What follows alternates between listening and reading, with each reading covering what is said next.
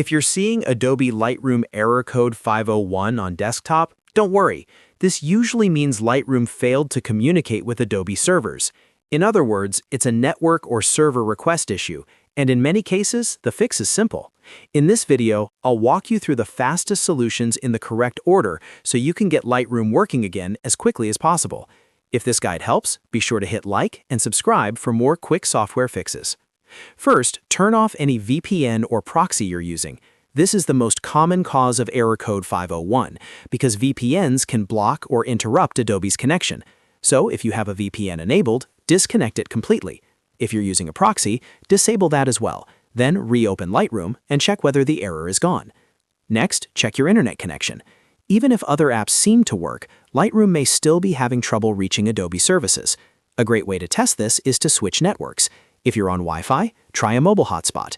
If you're on a hotspot, switch back to Wi-Fi.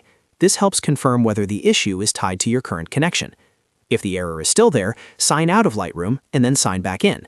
Inside Lightroom, go to Help, then choose Sign Out.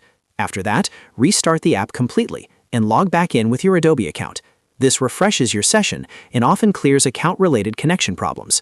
Now, open Adobe Creative Cloud directly. Make sure the Creative Cloud app is installed, launched, and that you stay signed in.